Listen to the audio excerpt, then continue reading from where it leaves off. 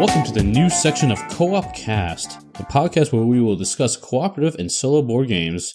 Joining me today, as always, is Colin. Hello, everyone. In case you didn't hear the special announcement, we are going to be filling in off weeks from the Co-op Cast schedule. We actually had another podcast running called One Stop Co-op Shop Podcast, and we are now merging into the Co-op Cast network. So be prepared for more content every week. Yeah, it's just something that I think will allow us to piggyback off of one another. And Peter and Mike love the two guys. We listen to them all the time. So it just kind of made sense that we love talking about co-ops. We love talking about solo board gaming. Why not put it together? Put it all underneath one roof. Cover similar topics. I think it makes a lot of sense. So we're both very excited for this opportunity. Yeah, and so just so you guys know, I'll be slowly posting some of their episodes on the YouTube channel as well, in case you prefer listening to the podcast through YouTube. So we'll have those on there as well, and we'll still have them through the Co-op Cast, doing it all the regular ways through iTunes and Google Play. And don't forget SoundCloud as well. We thought the best way to do this is to give you guys a little bit of an agenda so you know what we're going to talk about today. So what we'll start with is talking about some of our recently played games. From there, we'll move on to some of our news events, so what we see that's out in the market right now, going on Kickstarter, stuff like that. Then from there, we're going to move to one of our favorite topics, the Pepperidge Farm Remembers. Yeah, looking at an older game. This time, we're going to be looking at two very similar older games. I'm pumped for that one. Then we'll end with a discussion topic, and our topic this time is board games and family. So with that, let's start with our recently played games. And Steve, what have you been playing? So I've been playing a game called Maximum Apocalypse, and this is a post-apocalyptic game, but it's not exactly a zombie game. You actually have other enemies in it as well, like robots, mutants, and even kaiju. So what's it about? Everyone plays as a hero or character in the game, and there's various types like hunters, you can be a surgeon, there's even a veteran with his dog, fireman, a lot of different characters, and you choose your character, and you have a deck that corresponds to each character. It's not a deck building game per se. You just have a straight up deck that's pre-constructed. So in this game, you have a certain amount of actions, and every card you play basically costs an action. And there are some cards that are event cards. Other ones are permanent cards. They're called gear cards. So it's pretty simple to play, but how each card is themed towards the character. So it's quite fun. So for example, the fireman might have a fire axe. The surgeon might have a gurney. You have one of my favorite ones is a mechanic who actually can do a drone strike, which is pretty hilarious. So they're really fun to play. So what you're trying to do is you're trying to explore a map that's constructed of tiles. And you can lay this out face down and you flip them and explore them. But the shape of this map, you can kind of choose depending on the scenario. Some scenarios have to be a certain shape and style.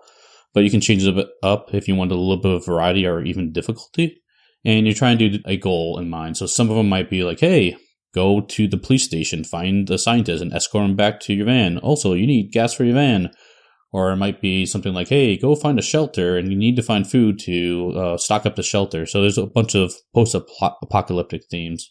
What I really like about this game is the cards in the decks are very thematic, and they allow for some truly epic moments. And I'll explain one of my moments to kind of give you an idea. So I was playing this game with my buddy Elijah, and he had a horde of zombies following him. And so he went and dove into a shelter, and I had a mortar. And so I launched my mortar and just pummeled that location while he was taking shelter within, or taking cover inside the shelter. And then once we took out those zombies, he turned around and pulled out his sniper rifle and picked off the zombie that was chasing me. So it was just a really fun thematic moment as we're playing this game. It's kind of a strange game. There's nothing that is unique or special about it, I would say. I don't mean that in necessarily a negative way, but it just does a lot of things well, and it's just really fun. It's really hard to pinpoint why I like this game a lot. I think sometimes we're always trying to find games that have something unique to convince ourselves that, hey, this is a game that I need versus another one that might be similar to other games that I own. But sometimes it's just about the feel. I mean, as you play a certain game, it might just connect with you. And it sounds like this one just connects with you, Steve. Yeah, big fan of this one. So I definitely recommend checking it out. It's pretty fun.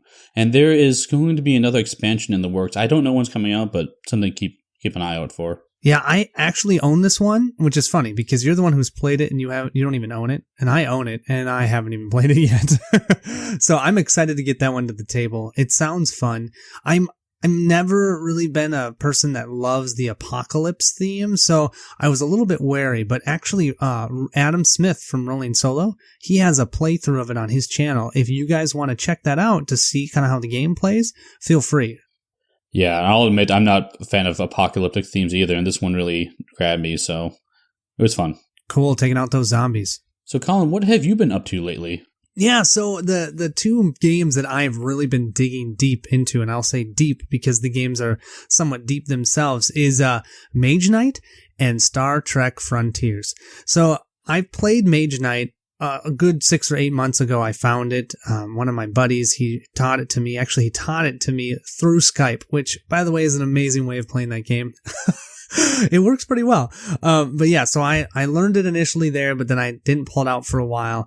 Got back into it. I'm loving it. And then Star Trek Frontiers just came out with an expansion, The Return of Khan, and I went, oh, I got to check that out. So I actually got Star Trek Frontiers and that expansion, which is basically similar to the Lost Legion expansion for Mage Knight. And what I'm going to do a little bit later in this podcast is break down the differences of those two games and talk about them. So I'm just going to leave it at that for now. I'm having a blast. My brain is hurting a lot because after a long day of work, then trying to puzzle out what to do in these games can be challenging. But I will say this, my wife loves Star Trek Frontiers, and that's saying something. So she's actually going to do the playthrough with me of that game, which I'm really excited for on the YouTube channel, on the One Stop Co-op Shop channel. So I'm excited for that. I'm curious about the expansion with Khan in it. Do you get to yell out, Khan?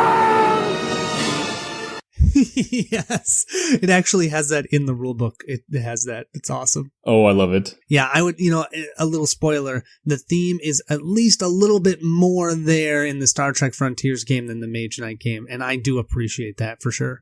But yeah, so that's what I've essentially been doing, because as you can imagine, that takes multiple days to play through those games. They're not short ones. So, Steve, are you playing anything else? I've been getting another game to the table recently. That is Black Orchestra. So if you're not familiar with this game, this came out some time ago, and just recently the Kickstarter for a second edition came out. So I actually backed the upgrade components for a second edition. So I've been actually waiting to get to the table with the new rules. If you're not familiar with this game, Black Orchestra was a code name for a secret group that was planning to assassinate Hitler in World War II. So this is based on real people. The history is definitely in this game. The event cards have actual pictures in them. The events are historic too, so they do go in some sort of order. And even the characters you play are the members of that group, and they have backstories, and it's actually what really happened to them. So it can be pretty heavy at times, for sure. I guess part of it for me, and one reason why I like the game so much, is I feel a sense of tension when I play Black Orchestra. I'm trying to think of why that is. I think it's because there's so much planning that goes in Black Orchestra, because you're trying to get all these ducks in a row, all these dominoes in the right spot before they fall. And the littlest thing will screw up your plans, and you have to reorganize and try to get resituated. Now, that said, I do think there's luck in Black Orchestra. I guess I would agree with you because of those event cards, right? Yeah, the event cards come out. They're in a random order. Well, they're in a chronological order for the most part, but the exact order of each of these stages comes out randomly. And then you have dice rolling in Black Orchestra. In fact, this is one of the potential cons for people. How you actually assassinate Hitler in this game is with a die roll. But it's so thematic. It's so thematic. It is thematic, I agree. And that's what builds that tension, because you really don't have a whole lot of control if you were to try to achieve these plots. So, and I'm talking about like some of the plots in the game are stuff like a plane bomb, or like poison gas, or poison food, or lone gunman, or a coup, for example. So a lot of these there's so many factors come in it. So the dice roll does make sense. And not to scare people away, but there is mitigation in the game. And there is a level of probability analysis, because you may not want to roll all the dice you have available for the best odds of success. Oh, because of the different symbols on the dice, right? So if you roll too many of I can't remember the name of the symbol, but there's a symbol. Yeah, it can negate some of your your successes. Oh yeah, this game is great. I mean, they did a great job with it. My biggest hesitation is its game salute. And I mean, I have never been very impressed with them as a company. But here's the thing. I backed Black Orchestra and I backed Shadow Rift, and I love both games. So the games they come out with are good. You just sometimes have to deal with some of their administrative issues. That's fair. I mean, this game was delayed for more than a year, and there's not much to the second edition from the first. Granted, there's some production issues with the dice, so I'll give them that, but it still was a long wait. But yeah, so you're traveling all over Europe trying to achieve these plots, and I don't know, it was really fun. I played with Elijah, my local gaming buddy, just recently. It was his first time playing, and he enjoyed it enough where he would definitely play it again. It came down to the wire for us, where we actually set it up so that we did a 1-2 punch where we actually forged some travel documents for Hitler to fly towards us on a plane that had a bomb on it. And when he landed, we tried to we had a coup plan for him too. So that is awesome. So you ended up winning? Nope, we lost. No, yes, that's the other thing. Don't expect to win often. They actually give you a card in the game that you're supposed to take a picture of yourself with it when you do win, because you don't win that often. So when you go into this game, know you're probably not going to win. Know you're going to spend a lot of time doing, because the main mechanic is a pick up and deliver, right? And so you're doing a lot of picking up, moving things, and trying to adjust your tracks. That's what you're trying to do, is to lower your suspicion and increase your motivation to go and do things. And that's what you're going to be doing. And then with one flip of a card, everything can change. And so that might not be for everybody, but it is perfect for the theme. I agree completely. It was a lot of fun. So I'm glad you brought up the pick up and deliver part of it, because I feel like this is one of the only cooperative games with a pick up and deliver mechanic in it. I can't think of many others like that. And the interesting thing about this pick up and deliver mechanic is you're actually doing your job, and so your suspicion drops if you do your job in this game. Flashpoint, pick up and deliver is another one. Oh, good call. There's another one. Oh man, come on. What's another one? I've got 4 or 5 of them, really. There's actually more than you'd think. If you kind of think about it, Pandemic is a little bit of a pick up and deliver. You're trying to pick up cards and deliver them to certain areas so that you can, but anyways. So yeah, that was Black Orchestra. I had a lot of fun. If this theme sounds interesting to you, I recommend checking it out. Cool. Well, it sounds like we have been having a lot of fun. So let's move on to news. And I think, Steve, you got some fun games that are coming out that you're interested in. One of the games that slipped underneath the radar for me was the Colonists comes out with an expansion, and this expansion is called Ante Portas. Fortunately, I think it's only available through Lookout at the moment, and so you kind of have to pay international shipping if you're in the US. But if you're familiar with the Colonists at all, it's a pretty fun and civilization type building game. Your building's calling out, and you have to do this really meaty worker placement mechanic to get the resources you need to build stuff. It's pretty fun. It's long, though. Very long. Got 4 ages. You can save between the ages, potentially. But it was fun for what it was, but this expansion makes it cooperative, or team play if you want. But we're a co-op cast, so we're talking about the cooperative part of it. And so you can do 1 to 3 players can play against the game. What it adds is a battlefield and command center areas. So now you can build structures, traps, mines, and bombs, and you can turn your farmers and citizens and train them to be soldiers. Sounds pretty cool. I don't know a whole lot about it, but I want to mention the podcast if others were interested. Steve, you've got one person sitting on the other side of this microphone who's really excited for it. I didn't even know about this until you put this on here. Is this already available now? You can buy it right now, yes. Yeah, because I have the Colonists, for solo play, but I haven't ever pulled it out because what you talked about, it's so long, and a lot of the people that I play with likes to play co-op over competitive. But if we could do this, wow, I think I might be getting this. It sounds pretty cool because I enjoy Colonists, but this might push into a buy area for me. For me, it's not even a question since I already own the Colonists. I'm getting this. That makes it easy. So the other game I want to talk about, and this was from Restoration Games, is Stop Thief. So Stop Thief is one of your hidden movement games. So if you're not familiar with that, it's something like Letters from Whitechapel and Spectre Ops and Fury of Dracula are hidden movement games. And those games, generally it's a kind of a one versus many game, but one person runs around a board, but not physically runs around the board. They actually jot down notes there's normally numbers on the board, and you jot down where you are secretly on a pad of paper. And the rest of the players are trying to find you and trying to find clues where you are. So that's kind of what a hidden movement game is if you're not familiar. But so South Deep is one of these games, but they came out with an app for it. And what it does is the app actually controls the hidden characters. So now you can play cooperatively, because as much as I love hidden movement games, they never hit the table because I'm normally always the one hiding, and my wife doesn't want to play against me because she feels like she's tracking me down. And this way, we actually play together to find this computer play that's running around the board. It sounds really, really cool. I'm excited to see this. A hidden movement, but it's a co-op? I mean, how many of those are there? I don't know of another one. If your listeners know of another one, send us our way. I'm curious, but this is the only one I know of.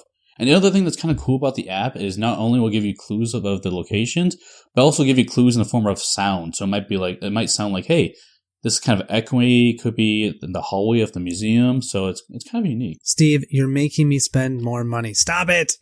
That sounds so cool. I'm really excited to look that one up now. There's a solo game that's coming out called Unbroken. That's by Ultima Games. Now, this is one that I'm actually going to be fortunate enough to do a playthrough of on the One Stop Co-op Shop YouTube channel while the Kickstarter's going. You guys can see if it's something that you're interested in. But it's a 20 to 30 minute game that's in a dark fantasy setting. The solo player will take on the role of a survivor of a monster attack who has to recover from wounds and craft weapons from scraps before fighting their way back to freedom. It's focused on strategic resource management and taking calculated risks. Now, if any of you have seen any of my channel, you know that I don't do that. I just take risks with no calculation. So my guess is we're going to die when we do that. But it's a lot of fun. It is tight. It is hard. So far, there's 4 levels as you're playing, so you'll go against 4 different monsters in each level. And you begin each phase by collecting some resources, doing a little bit of venturing, and then you go and fight the monster. And if you pass them, then you have to eat some food and you move to the next level. Well, I've only gotten past level 2 so far. So we'll see how it goes, but I am excited for that. It is solo only though. So this is not co-op, it's only solo. It's going to be coming out around the end of March. March 27th is when the Kickstarter will start. And yeah, I'm really excited for it. It looks like a lot of fun. So the next game I'll cover is Thanos Rising from Usopoly. This is based on the Marvel Cinematic Universe Infinity Wars movie coming out later this year. And if you know anything about me, I'm a pretty big superhero nerd. I love all the movies. I go see all the movies. I grew up playing HeroClix a long time ago with my brothers, and anything superheroes, I'm instantly interested. So when this popped on my radar, I had to look it up. So this is a fully cooperative game. It's dice-based, and you are kind of using the dice as resources and recruiting heroes and taking out villains. So there's not a lot of information released about it, so I'll do my best covering what little I do know of. To win this game, you need to take out a number of villains, and the villains could range from 7 to 10 depending on the difficulty you want for this game. You also recruit heroes and add them to your board. And you start each game with one of those iconic characters from the movies, so it can be Doctor Strange, Black Panther, Captain America, Iron Man, all those characters you see in the movies. And from what I can tell, looks like the art is based on the movie characters. So if you're fans of the movie, you should recognize them pretty easily. But how you lose the game, a couple ways. If you ever run out of heroes, you're out of the game. If, I believe, 10 heroes are eliminated, you lose the game. Or if Thanos completes his Infinity Gauntlet, he becomes all-powerful and you lose the game. One thing that sounds really cool about this game is as Thanos gathers these Infinity Gems and adds them to his gauntlet, he will then flip over a tile and gain a special power for the rest of the game. So as the game goes on, he becomes more and more powerful. So I'm really excited to hear about this ramp up. I hope it's good. We'll see what happens when it gets released. The other game that popped up on the market recently is Zombicide Invader. Dun dun dun! Thanks for that. So it looks like Cool Mini or Not is back to the Zombicide franchise again, but this time they're going to space. So I actually own the original Zombicide. I don't own the fantasy version of it. I played Black Plague before. That's pretty fun. But I think for me, one Zombicide's enough. But this one looks pretty cool. It's got a different spin on it. If you're not familiar with Zombicide, it's kind of a scenario-based, run around, kill lots of stuff that have low hit points generally, and get loot and level up. It's just kind of a fun romp, dice check. And then get covered in zombies at the same time. Exactly. It's a pretty good beer and pretzel game. I'd probably classify it as. It's fun for what it is. This new Zombicide Invader in space adds something unique to it. So it matters if you're indoors or outdoors. So if you're indoors, you can fire a gun. You can do lots of different items. That's fine. But when you're outside, you're out in the vacuum of space, and guns don't work. So you need lasers. So you have to be conscious of what type of weapon you have in different areas of the board. Do you have to put on a helmet to go outside? In space, no one can hear you scream. I'm sorry. Zombicide is great. It just was definitely not for me. I played through that one, and it didn't connect with me. Yeah, it can be a really long game too if you're not careful. So yeah, and a lot of time just sitting around doing nothing if you play with like 4 or 5 people. Oh, especially with the number of spawn points that are out there, you can spend forever moving zombies. Yep, and then did we move those zombies already? No. Oh, did we already attack with them? I think we did. Wait, how many dice? Oh yeah, okay. Yeah, it got to be so cumbersome. That was the reason. It just wasn't for us. Yep, that's fair. I still have it. I still play it on occasion. It's fun, but I don't play it that often because it's so, like you said, cumbersome. But anyway, if this sounds interesting to you, the Kickstarter is launching April 10th. The other game I'll talk about right now is Chronicles of Crime by Lucky Duck Game. This is on Kickstarter right now. This game's pretty cool. It's actually a VR game, but you don't need to run it in VR if you don't want to. It is a mystery deduction game, and it is digestible. And what I mean by digestible is if you play through a scenario, a mystery, and you solve it, you really can't replay that same scenario because you already know the solution to it. But that said, what comes in the game is there are a bunch of locations, a bunch of suspects, a bunch of items, and they all have different QR codes on it. And so if you want to travel a location, you scan it with a QR code. If you go talk to someone, you scan them with a QR code, and they'll respond to stuff. And maybe you want to talk to them, this suspect, about this item. So you scan the suspect, scan the item, and then the app will tell you what they know about that item, for example. And you run around trying to solve this mystery. And at a point in the game, you will go to the murder site or mystery site, wherever the crime you're trying to solve, and you'll put on these VR glasses, or you'll just look through your phone, and you'll have a set amount of time to look around the room in a three-dimensional space using the gyroscope, and you'll call out to other people what you see, and they'll grab the cards and say, "Oh wait, it looks like I see a knife down there, or I see a broken vase," and they'll grab different cards and match these items, and you'll lay them out and try to solve this mystery. And it just sounds really engaging and kind of tricky too. I'm really excited to try this out. Yeah, if you guys are interested in seeing a playthrough, AntLab Games has a really good one. They just do the intro scenario, so it doesn't spoil anything, but it can kind of show you what it's like. Because I'm always a little bit hesitant when you have a game that's almost all about the app, and that's what this one is. I mean, it sounds like, at least. You've got so much is about, okay, you have to scan cards, and you're getting this information digitally. So check that out, but I think it sounds really cool. The cool thing about this game is they have it set up so that they could add more content digitally and just reuse the same cards in different scenarios. In fact, they do that in the base game. So I'm curious how far they're going to take this game. Steve, I'm hungry for a digestible game. I'm sorry. I've been wanting to say that the whole time since you said it was digestible. That's the podcast. My stomach is rumbling. Okay. This is what happens when you talk with me for an hour. I'm so sorry. Okay. I love it. Well, Steve, thanks for taking the bull by the horns and doing essentially the entire news section. I appreciate that. I've been a little bit stuck with the 2 games that I'm going to talk about right now. So you guys sit back, relax, and let's talk about a game that Pepperidge Farm remembers. And that is Mage Knight and Star Trek Frontiers. So these 2 games, both designed by Vlaada Chvátil, are phenomenal games that I would call epic. I call them epic because you almost will never play this game in one session unless you have an entire afternoon of 4+ hours to play. For those of you who don't know what Mage Knight and Star Trek Frontiers are, they are exploration or adventure games.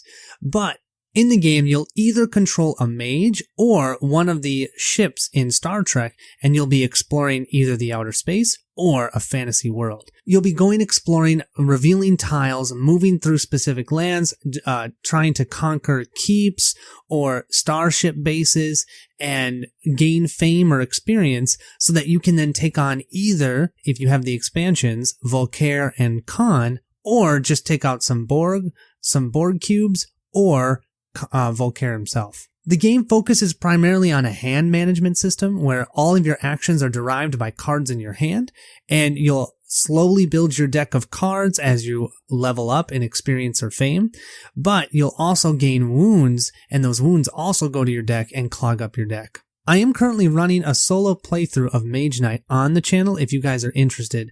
This game I put as one of my top solo games. The game provides you with lots of flexibility because you can play it solo, you can play it cooperative, you can play it competitively, and you can play it player versus player.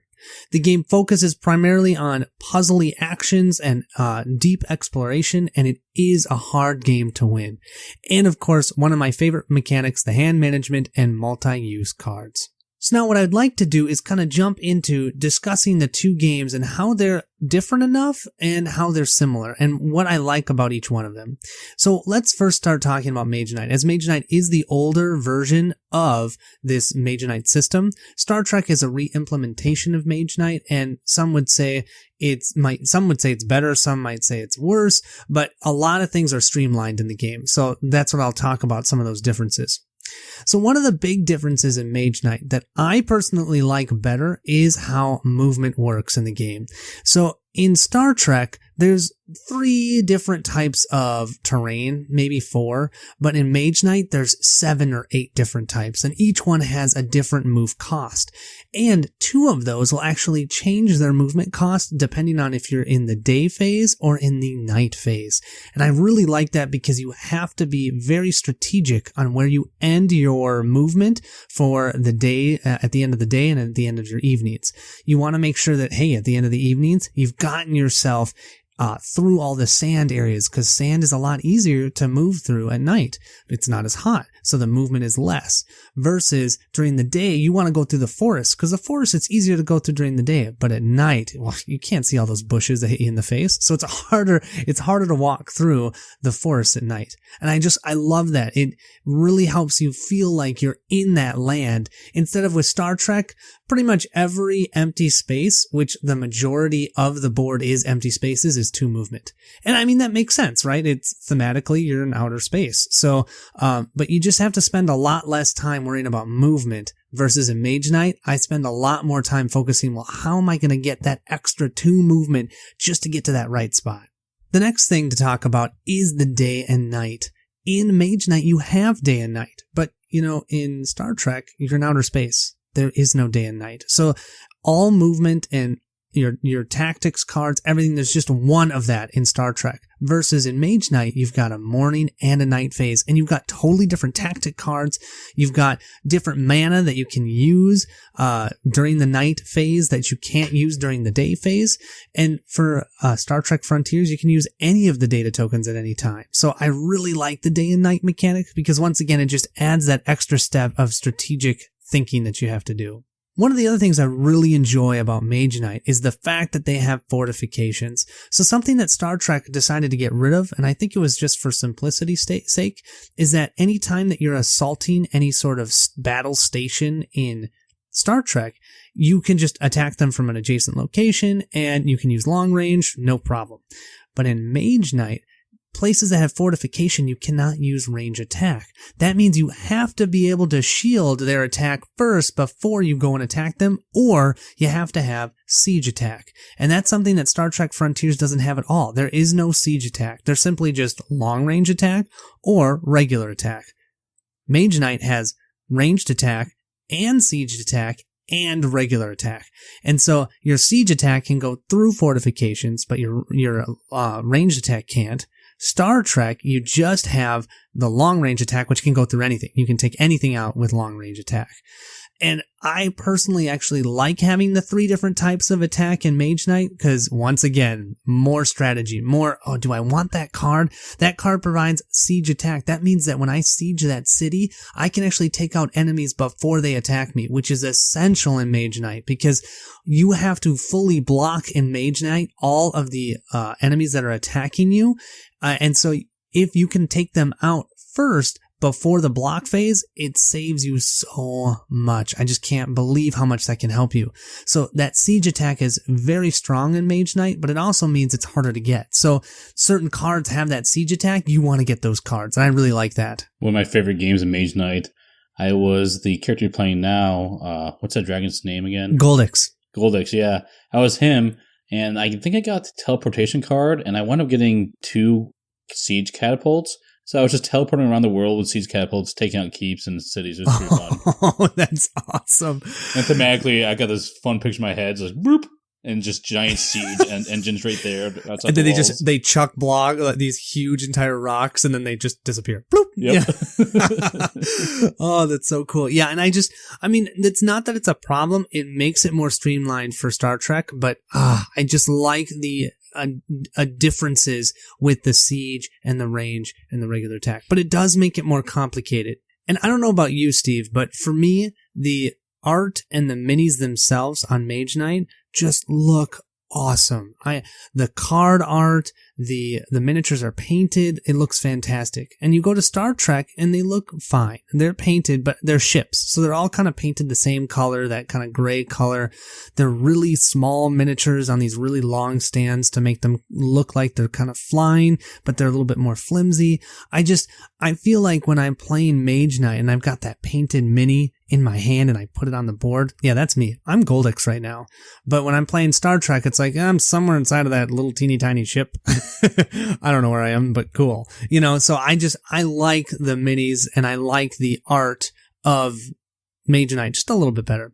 And if you think about it, Star Trek 2, the art that they have, it's pictures from the TV show. I think it's the TV show. Yeah, it's pictures in the TV show versus Mage Knight. They can kind of create a fantasy world. And I personally like fantasy more over science fiction. So kind of makes sense that I like Mage Knight better for that. I like science fiction quite a bit. I feel like there's enough fantasy out there where I tend to favor more science fiction games if given the opportunity, but I think I'm agreeing with you on this one. As much as I like Star Trek, I do like the art better in Mage Knight. Yeah, I mean, even if you just compare the enemy tokens, the art on the enemy tokens, you look at a Draconis for Mage Knight, and it fills up that entire little token. Versus for Star Trek Frontiers, you can look at a Borg cube, which is similar type, and it's just like a circle. Which makes sense because it's a board cube, but it's just not nearly as beautiful, I don't think. But hey, that's just my opinion. The last thing for Mage Knight is the artifact deck. I don't know why they got rid of this.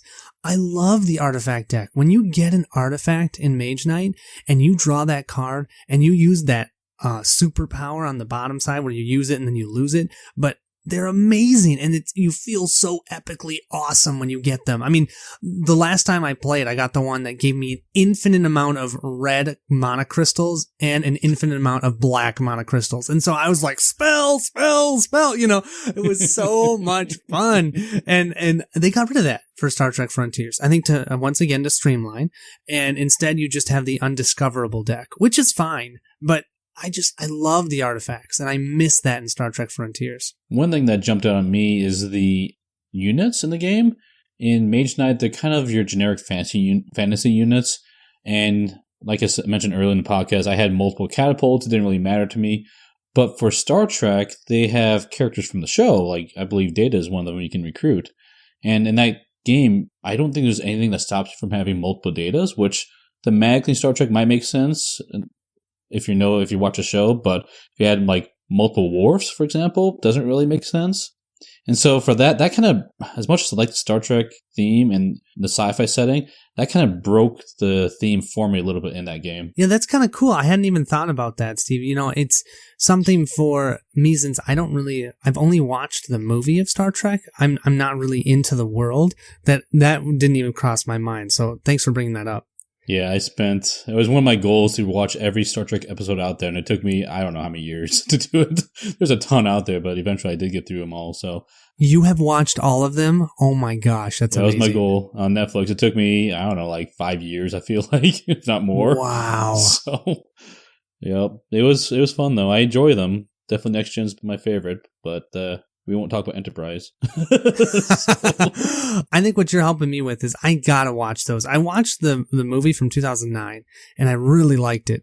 And now because of that, I'm Captain Kirk. Like that's the one that I was playing because I really liked that. So, and I think he was the main character in that one. So yeah, anyways, I like the world. It's fun. And here, let me tell you a couple things about Star Trek Frontiers, which is cooler. The first thing is the away missions. In Mage Knight, the only thing that influence is used for is really to essentially get more units, right? Get more units, or maybe get an advanced action or two from the monastery or from the city.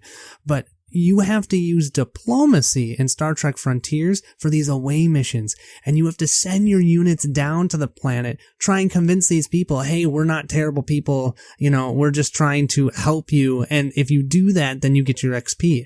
But if you don't, then you can use long-range attack, and it's this really cool new mechanic of these away missions. And when you play against Khan, you have to do an away mission onto his ship. It's so cool, and it's so hard. Okay, I have not won against Khan. Monica and I played twice, and we got murdered when we tried to do the away mission. Because yes, after you fight all of his ships that are in the air, you then immediately have to do an away mission. And so we go in there with like one card each, and we needed Diplomacy 10, and we had Diplomacy 2. So, yeah, but anyways, it's fun. I really like how the away missions work. It feels totally thematic. It's just a unique thing for Star Trek Frontiers. It's been a while since I sat in front of Star Trek Frontiers, but do they have red shirts in that game? Yeah, Steve, they totally do. And they give you like these little basic unit actions, attack 2 and defense 2. Like that's all they do. And yeah, you can totally bring them on your away mission and get them wounded, and they can help you survive. It should be a requirement to have them wounded if you take them away missions. That would be awesome. But yeah, actually, that ties in right to the next point. Wounds versus damage. So in Mage Knight, it's all wounds. Because, hey, you're a person, and your units are people or things that can get wounded. In this game, when you're on your ship and you're attacking other ships, you can't use your units to defend. And your units don't get injured. It's only you, but you take damage into your hand. But when you go into an away mission, instead of people taking damage, your units and your captain, which is you essentially, take wounds.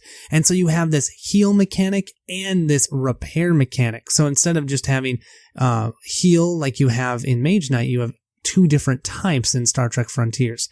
And I like that. It's fun. It provides more decisions for you. Okay, am I going to send them down on an away mission? But if they get wounded, then I can't use them, and I can't use them to block damage from this space station. But I can use it for an away mission. Yeah, it's really cool. Also, something about Star Trek Frontiers is you only have 3 different types of basic data, which is similar to the mana in Mage Knight. Mage Knight, you have 4 basic ones. In Star Trek Frontiers, you only have 3. But you do have a purple data, and the purple data is really fun. You can do a little push your luck. I love push your luck. You can grab that purple one, and either if you have a purple card, which there aren't that many, if you have a purple card, you can use it, but otherwise you can take that purple data and roll it. And if you get anything other than purple, you can use whatever you rolled, including if you roll a white, which is the wild type, and you get one of any of the basic data tokens. But if you re-roll that purple, boom, you lose it. It goes right back to the data source, and you can't use any data from the source that turn. So it's kind of fun. I like that. Nice little difference that they did. The other 2 things I want to mention is the theme itself. I feel like the game permeates a lot more theme than Mage Knight does. I mean, Mage Knight is just basic fantasy. When I'm playing Star Trek Frontiers, I can totally see that single movie that I've seen, but I've only seen the single movie, but I can feel like I'm part of that storyline of, okay, I'm Captain Kirk, and I'm trying to take care of business and protect our people, and you can kind of feel that. Versus Mage Knight, you just don't really, you don't feel a story. It's much more mechanical, at least for me. And then one of the big changes in Star Trek Frontiers is partial shielding. So in Mage Knight, you either block or you don't block, and you take all the damage. Well, for Star Trek Frontiers, I think they did this because you can't use units to reduce damage. You can still do partial shielding, it's called. So I can shield a portion of damage that is being done to me, and that's awesome, because I don't think it made thematic sense that you'd either block everything or block nothing, because how many times would you block and you'd get somewhat hurt in Mage Knight? You should. But they didn't allow you to do that. So I really like that they allow you to partial shield in this game. And then finally, with the expansion of the Return of Khan has his own deck of cards. So when you play Voltaire, you just use a dummy deck, but Khan actually has his own deck of cards with thematic words on it and all of that. So it gives you a little bit more of a story than I would say Volkaire's Lost Legion expansion does. So now I'm going to ask you the big question, Colin. You got Star Trek Frontiers on one side of you with a phaser aimed at it, and Mage Knight on the other side of you with a fireball aimed at it. Which one would you pick? Yeah, it's not a question. Mage Knight. I mean, it's, for me, and I think a lot of it has to do with the fact I learned first on Mage Knight, because to be quite honest, I think if I taught my wife Mage Knight now after doing Star Trek, she would prefer Star Trek because that's where she learned. And Star Trek is more streamlined. Things are easier to understand. And you can get into the theme a little bit more, but man, Mage Knight's just the puzzle that any solo gamer and even a cooperative gamer is going to love. So after that extraordinarily long breakdown of Star Trek Frontiers and Mage Knight, which by the way, I could totally talk about more with you if you're interested. So, just send me an email because I love talking about those two games. But what we thought we would talk about now is move into our discussion topic about board games and family. So what we wanted to do here is talk about some of the good things about, people who have a family and like to play board games. What are the good things about it? And then also talk about what are the things that you might have some challenges on, and talk a little bit about our challenges and how we try and solve or how we fix those problems that we're having. So Steve, since I've been talking way too much, why don't you first talk a little bit about your experience? Yeah, so just to give you a little background, I have a 3-year-old son, and so luckily for me, he is already interested in board games. And that's helped a lot with keeping him busy during the day. I'm fortunate enough to have a game room in the basement, and so oftentimes we'll be upstairs or playing, and he might even suggest himself, like, I will go downstairs and play a game of Dada. And so we'll go downstairs, and I even have a few Haba games for him. And if anybody with young kids out there, I do recommend Haba games. They're quite fun. In fact, some of them are even fun for adults, too. Rhino Hero, for example. It's not a co-op or solo game, but it's a really simple, cheap dexterity game that's quite fun from them. So anyway, I've got a few games for him that he on the shelf, and he knows he can always grab those games for him to use. He's too young to really play them accurately, but we'll sit down, we'll roll the pieces of how to play with them. He'll kind of make up his own rules, and I'll interact with him that way. And after he's done with that, I've got a shelf of other games, and he's actually pretty good with cards and components. He won't damage them, and if I ask him to be careful, he's actually pretty good about being careful. So because of that, whatever he points to, I'll normally pull out, and we'll let him play with it. Within reason, like, I wouldn't pull out Zombicide with him, for example. I don't want to pull out a game with, like, scary pictures or dark themes, but otherwise I'll pull it out and we'll play with him as toys and stuff. So yeah, it's a great way to interact with him. Have a lot of fun with that because it's so easy these days to just sit them in front of a TV and let them, entertain themselves. And this is a much better way of having a experience with them. That's totally awesome, Steve. I mean, it's really fun to hear because I have a 4-year-old and a 1-year-old, and they're both boys. My 4-year-old is really into right now Dice Forge, actually. So in Dice Forge, you get to build your dice, and you actually pop off the sides of your dice and upgrade them. And so every time we play, Daddy, I've got to take care of those ones. I got to get those ones off my dice. Because you start off with ones on all the sides for those resources. And yeah, it's just so fun. And what he's learning now is he'll say to me, hey, Dad, I really need 3 more of this gold so I can buy the card that I want. And it's really fun to see that. So he's actually learning a little bit of math and learning how to manage these resources to get the cards or the things that he wants. So it's a lot of fun. And I'm finding, especially with a lot of my other friends who have kids, they spend a lot of time watching movies with their kids, which is great. It's wonderful. And we do that on occasion. But it's fun to me that my son will come up to me and say, I want to play a board game with you instead of I want to sit in front of a TV and watch something. Because I sit in front of a computer all day at work. I love not sitting in front of a computer or a TV at night. And they have some fun moments, too. For one of the games I bought him is Monza from Haba. Yeah. It's a race car game, and it's kind of like Candyland, but with a little more to it with race cars. And so you're basically just rolling colored dice and matching your race car with the spaces on the board. So it's color matching and finding paths.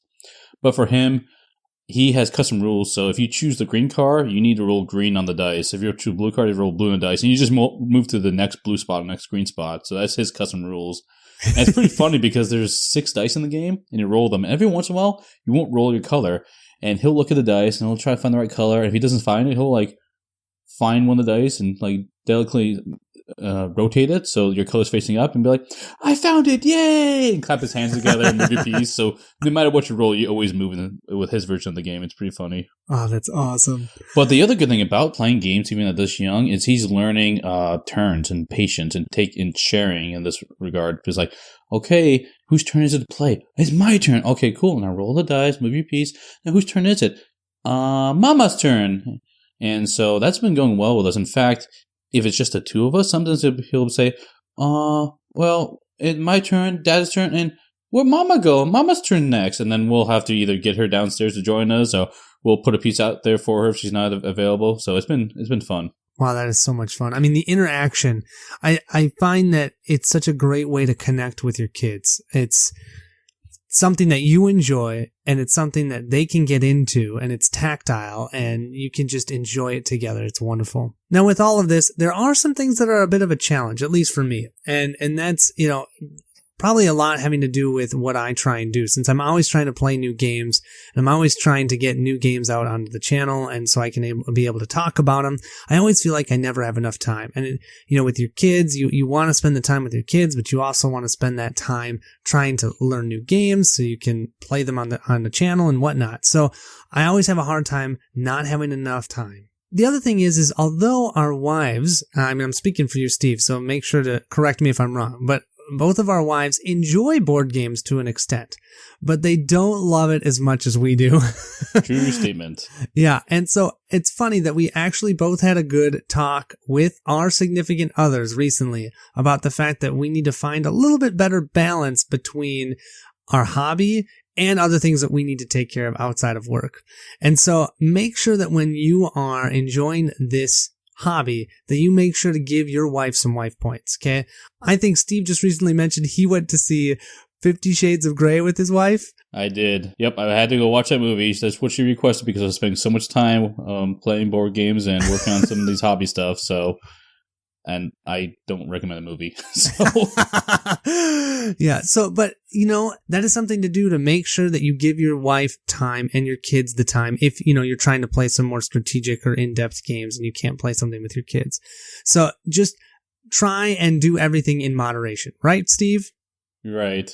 And, I mean, we still play games with our wives. It's just that sometimes she's tired, doesn't want to play a long game, doesn't want to learn a new game, oftentimes, too. It varies. So, but yeah, obviously everything in moderation, even with the kids. So Steve, how do you get your wife to play new games? Because that's one of the biggest issues I have is I don't want to learn a new game. So the biggest thing is knowing the game inside and out. My wife, if I can have the game set up, ready to go, and sit down and I can explain a few topics and get playing right away, she's more likely to get into it and ask questions as we play and learn a little bit as we play. The nice thing about it is we do like co-ops a lot. And so I don't need to explain all the rules up front. We can explain rules as we go because it's normally some level of open information and strategy as we talk about things. So that helps a lot. That's generally how it works best when I'm introducing games to my wife. Yeah, what I have found is that when I introduce games to Monica, I make sure I do it either on a weekend or I do it as like a date night so that she has more time than just after work. So if we're going to play a game in the evening on a Tuesday night, I'm never going to introduce a new game then. I might have a game that's somewhat new that she's already played over the last weekend, and then we'll play that one at that point. So that's how we've been doing Star Trek Frontiers, is I'll have Star Trek Frontiers up. Every other evening, we'll play 1 to 2 rounds depending on what's happening. And then if she's really excited about it, we'll keep going or we'll just finish it up the next day.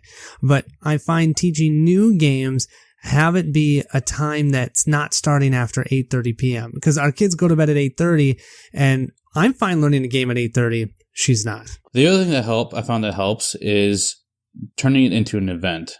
So rather than making the board game the entire thing you're going to do with her that night, have a nice dinner, have a glass of wine while playing the game, and make sure you leave time after playing the game to do something she wants to do, like watch a show or something. Yeah, I think you've hit the button on the nose with let them know ahead of time. So have them so that they're ready and in the right mindset. Because for a while I used to every evening, hey Monica, what do you want to do after the kids went to bed? And she'd almost dread me saying, do you want to play a game? Do you want to play a game? No, instead I say, okay, during the week, can we have Tuesday, Thursday, we can play some games, and the rest of the time you do whatever you want, and I'll do something with you if you want, or you can do something on your own.